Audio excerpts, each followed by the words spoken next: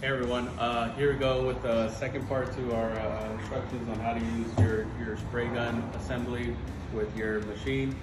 So first and foremost, before you get started with the prep of the spray gun, you got to make sure that your machine is ready to use. You're going to have both of your materials inside of your tanks.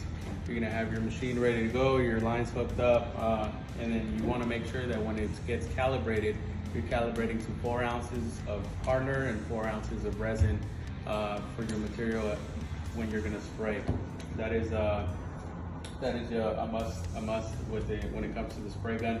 The other thing that we recommend is also using a regulator and a water and particle filter like we have here. So we do have these available if you guys need them. These make sure that it reduces the chance of any moisture and any water getting inside of your air hose or coming out of your spray gun when you guys are spraying, so you don't get any blisters, any moisture inside of your spray that can change the finish. So once you got your air regulator and you have your machine set up, you have your 4 ounces and 4 ounces of each side. You're gonna hook this water filter up to your tank. So when it comes to your compressor, you need to have at least a 27-gallon compressor that does at least 200 PSI in order to keep up with the flow rate that you need, which is 120 PSI as you guys are spraying.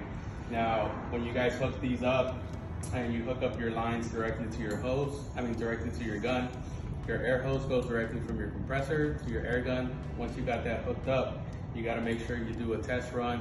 You're going to do a dry run to make sure that you guys have both your gun and your compressor synced together so that it maintains 120 PSI and it doesn't drop lower than that.